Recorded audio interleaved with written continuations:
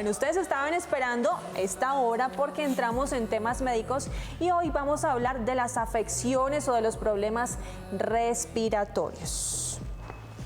Las enfermedades respiratorias son patologías que comprometen los pulmones o las vías respiratorias. Entre las más frecuentes en nuestro país está el asma, la enfermedad pulmonar obstructiva crónica más conocida como EPOC. También está la rinitis alérgica, las enfermedades pulmonares de origen laboral y la hipertensión pulmonar. Según datos de la Organización Mundial de la Salud, la OMS, se estima que 235 millones padecen asma y 64 millones de personas padecen EPOC. La misma fuente indica que mueren anualmente en el mundo alrededor de 4 millones de personas a causa de las enfermedades respiratorias. Para conocer las enfermedades, factores de riesgo, cómo se presentan y resolver algunas inquietudes de ustedes, nuestros televidentes, hoy nos está acompañando el doctor Juan Ricardo Lutz, neumólogo. Doctor Lutz, bienvenido. Muchas gracias por la invitación. ¿Las enfermedades respiratorias se transmiten genéticamente o se adquieren a lo largo de la vida? Todas las enfermedades pueden ser inflamatorias, pueden ser neoplásicas, pueden ser por traumas, pueden ser transmitidas genéticamente. Las enfermedades respiratorias son un universo tan grande que hay muchas que son genéticamente transmitidas, hay muchas que se adquieren, hay otras que pueden ser por exposiciones o por cosas a las que estamos expuestos. Los pulmones reciben todo el aire que respiramos que está contaminado. La piel tiene más o menos 2 metros cuadrados de superficie. Los pulmones, aunque no lo crean, tienen 80 metros cuadrados de superficie, es decir, es el órgano que más superficie tiene en contacto con el ambiente. Eso hace que esté particularmente expuesto a todo lo que respiramos, a todos los contaminantes que hay en el ambiente. De las más comunes, ¿cuáles son las que se heredan? De las que serían más comunes, en Colombia no es mucho de fibrosis quística, pero en algunas partes del mundo es particularmente común. De las que serían está el déficit de alfa-1 antitripsina, que es una enfermedad en la que a las personas les da enfisema con mucha frecuencia, incluso sin haber fumado. Hay enfermedades que no son plenamente hereditarias, pero que da con más frecuencia en familiares que tienen la misma enfermedad, como puede ser el asma. Muchas enfermedades tienen un componente genético, es decir, tengo que tener una predisposición genética y estar expuesto a algún desencadenante para que me den. Por ejemplo, el EPOC que mencionabas ahorita no necesita una predisposición genética y además exponerse al contaminante ambiental. La rinitis también. La mayoría de las alergias tienen que tener una predisposición genética, después nos exponemos a algo a lo que nuestro cuerpo hace una reacción exagerada y eso produce la infección, eso produce pues la alergia realmente. Yo siempre me acuerdo de mi organismo en las mañanas, cuando me despierto tenga congestión y el estornudo, eso, vea, siempre me echo mi estornudo y la hinchazón, diario. porque uno se levanta con los ojos brotados. Yo me echo mi estornudo diario, doctor, pero el cuerpo cuando está descansando, pues descansa y no piensa en otras vainas. La cosa es que uno abre el ojito y ¡achú! Sí. O a veces es tos. Lo que pasa es que nosotros tenemos que mantener nuestras vías respiratorias limpias.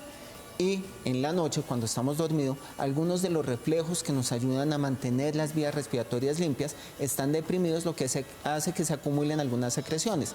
Si es estornudo, quiere decir que se acumularon en la parte de arriba, en la nariz o en los senos paranasales. Si es tos, probablemente se acumularon debajo. Si uno tiene una sinusitis crónica, si tiene los senos paranasales llenos de moco y ese moco empieza a desbordarse, es probable que en la noche se acumule una cantidad mayor de moco y en la mañana uno tenga que expulsarlo para limpiar las vías aéreas y mantenerlas permeables. Bueno, doctor, le cuento que nosotros siempre avisamos el día anterior nuestro tema de salud que vamos a tratar. Ya tenemos preguntas de los televidentes, también preguntas en redes sociales y tenemos una llamada telefónica de Alberto acá en Bogotá. Hola. Muy buenos días, doctor. ¿Cómo le va? Muy bien.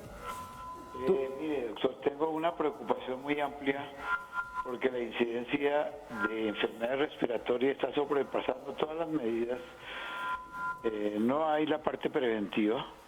Nosotros no hacemos salud preventiva, porque medicina preventiva es muy poca, pero la salud preventiva, que es educar al pueblo colombiano, ha sido muy escasa.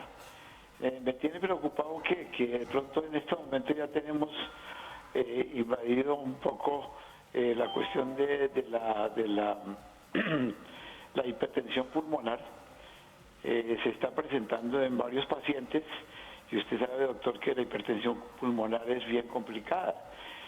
A mí sí me daría, pues en este momento, que se hicieran gases arteriales en los pacientes para que hagan las mediciones de exactamente la contaminación, porque las mediciones se están haciendo a nivel de ciertos aparatos que se ponen, pero a nivel de las personas no. Por eso en el Transmilenio en este momento se le está exigiendo a los pacientes y a la gente que está trabajando allí y a nosotros también los gases arteriales. Doctor, no sé qué concepto tenga usted de eso y en qué forma nos pueda a nosotros colaborar a los colombianos, especialmente donde tenemos el problema de la molécula que produce el humo del diésel, que es muy grande y está obstruyendo exactamente la parte pulmonar y no permite que haya un almacenamiento de oxígeno como debe ser. Gracias, Alberto. Bueno, yo creo que hay una confusión. El examen de gases arteriales no mide los contaminantes que hay en la sangre. Lo que mide ese examen es la concentración de oxígeno que tenemos, la concentración de dióxido de carbono que hay en la sangre, el pH, el bicarbonato y la saturación de oxígeno. Básicamente son esas 5 medidas. Cuando tenemos una persona enferma, puede tener cambios en esas concentraciones y eso nos ayuda a saber qué tipo de enfermedad tiene. Por ejemplo, algunas enfermedades van a hacer que la persona ventile, es decir, inhale y exhale menos o menos profundamente. Eso hace que no elimine CO2 y se aumenta el CO2 en la sangre. Algunas enfermedades, especialmente en Bogotá, por estar a 2.600 metros de altura, lo vemos mucho más frecuente, hacen que el oxígeno se baje. Muchas personas necesitan oxígeno suplementario. Para medir la contaminación ambiental o para medir concentraciones de contaminantes, el examen de gases arteriales no nos serviría. Además, es una muestra que se toma de una arteria, habitualmente la arteria radial que queda en la muñeca. Tiene algunos riesgos tomarla, puede hacerse un hematoma, puede formarse un coágulo en la arteria, lo que hace que solo se tome cuando hay una indicación precisa para hacerlo, y es un examen un poquito doloroso, entonces no es un examen que hagamos. Ahora, en cuanto a la parte de educación en las enfermedades, es tal vez lo más importante para prevenir cualquier enfermedad, y en las enfermedades respiratorias es lo primero que hay que hacer. Claro. ¿Cuál es el contaminante ambiental que nos genera más problemas en Colombia? El cigarrillo, definitivamente, y en todo el mundo. Y en Colombia, en el altiplano cundiboyacense, que tenemos el clima frío, la incidencia de exposición a humo de leña, de mujeres especialmente, que cocinan con humo de leña es muy alta, que produce también la misma enfermedad, produce también EPOC. Existen otras enfermedades ocupacionales derivadas de la contaminación ambiental. Sabemos que el mismo EPOC puede producirse en ausencia de cigarrillo por contaminantes ambientales. Está el inmenso problema del asbesto, especialmente en algunas regiones y algunas exposiciones en fábricas que usan el asbesto. Es muy buen aislante, entonces se usa para tejas y para algunos elementos de construcción.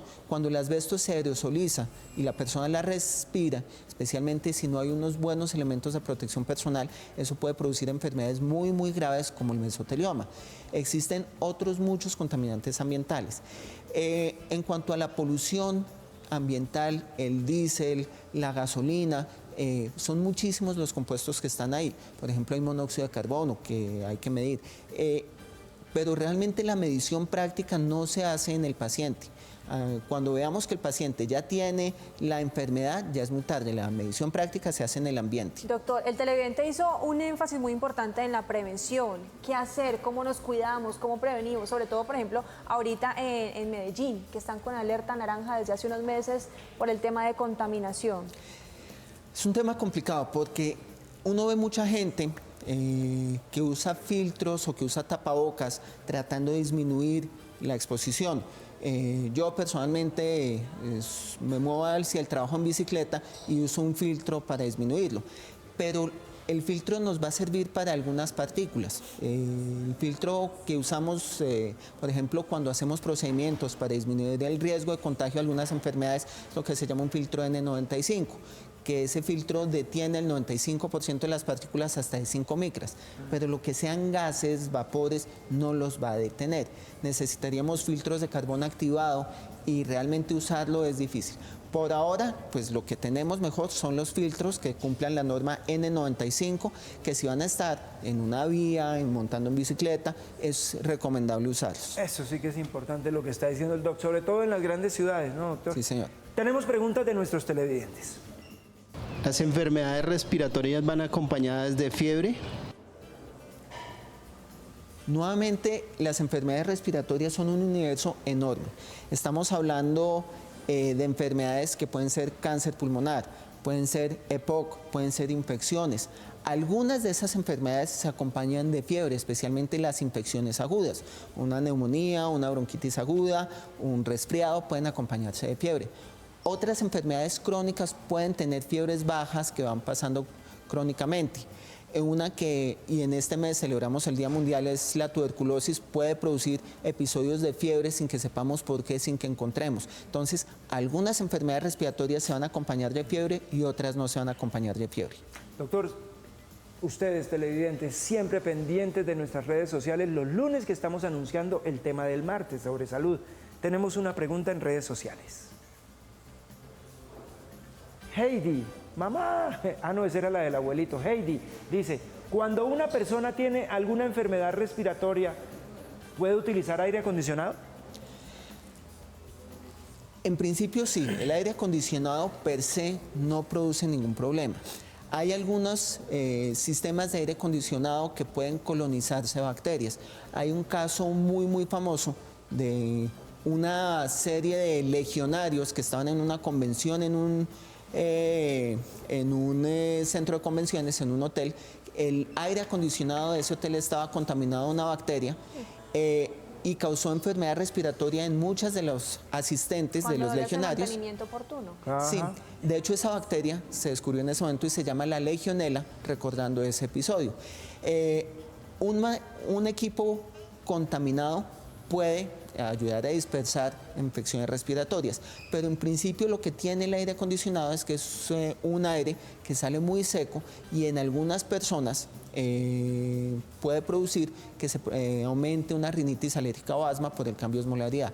Pero en sí decir que el aire acondicionado va a producir resfriados o gripe, no, el aire acondicionado no va a producir eso. Así es, y hay unos automóviles que ya vienen ahora es con un aire climatizado, que es diferente al acondicionado. Tenemos llamada telefónica. Carolina, hola. Hola, ¿cómo estás? Quería hacerte una pregunta. Mi mamá le descubrieron un nódulo cancerígeno en un pulmón y le están requiriendo un examen de gases. Quisiera saber si me puede regalar cuáles son la preparación para ese examen que ella tiene de gases. El examen son unos gases arteriales, esa es una toma de sangre. Es una toma de sangre que, como les dije hace un momento, se toma de una arteria habitualmente. La arteria que se usa casi siempre es la arteria radial, se toma de la muñeca. No necesita una preparación especial, es importante que se tome verificando antes que la arteria del otro lado, que se llama la cubital, esté funcionando. Eso se hace con algo que se llama el test de Allen. Y si está funcionando la otra arteria y hubiera alguna complicación en la que se manipuló, la otra arteria da suplencia a la mano y no tendría ningún problema. Es un examen un poquito molesto, pero en general se hace todos los días con una tasa de complicaciones muy baja y no requiere preparación especial. Esta pregunta la acaba de enviar en Ilsa Isabel, @Isa Haddad. Me despierto todos los días con dolor de garganta y congestionada. ¿Qué debo hacer?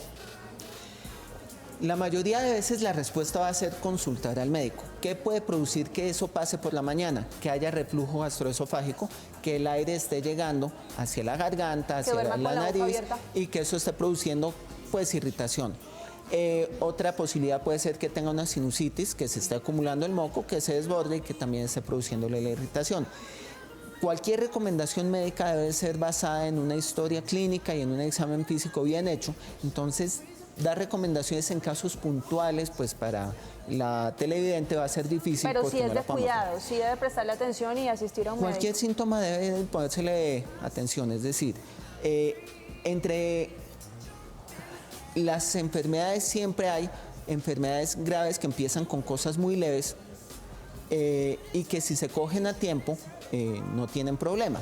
Si uno le pone atención a los síntomas que hacen que uno diagnostique las enfermedades en sus etapas iniciales, se ahorra problemas después. No es una urgencia, no tiene que ir al servicio de urgencias ni mucho menos, pero sí sería bueno que pidiera una cita en el sistema de salud y que la viera el médico para que la examine y le haga una buena historia. Una última pregunta de nuestros televidentes. ¿El polvo puede afectar el sistema respiratorio? La respuesta es sí. El polvo está compuesto de una sustancia que se llama sílice y la exposición a sílice produce una enfermedad que se llama silicosis, que puede ser muy grave. Tenemos grados de exposición. Está, por ejemplo, la persona que está expuesta a altísimas concentraciones de sílice, como el que maneja un cañón de arena, un sandblaster, que tienen una cantidad de polvo terriblemente alta y que si no tienen las medidas de protección adecuadas pueden desarrollar una enfermedad que puede ser fatal en 5 años. Existe una exposición menor en la persona que trabaja en construcción, pero si esa persona no usa los elementos de protección personal, y es frecuente ver personas trabajando en construcción con un tapabocas en el cuello sin ponérselo, probablemente a los 50, 55 años van a tener una enfermedad muy grave. ¿Y el riesgo para una ama de casa o una persona que haga el aseo en El casa? polvo probablemente del aseo no va a producir problemas. Tenemos, digamos, otros tipos de polvo que van a producir más problemas. El agricultor que ara y que levanta, la persona que vive junto a una carretera destapada, que todo el tiempo están pasando carros que le están La pasando persona que nubes de hace- polvo. Esas personas probablemente sí van a desarrollar la enfermedad. La recolección de basuras. La recolección de basuras puede estar asociada a silicosis, pero también a otras cosas. Hay otros contaminantes que se encuentran en el hogar, digamos, que nadie conoce su riesgo y que en algunas personas que tienen la predisposición genética pueden desarrollar enfermedades gravísimas, que son las aves.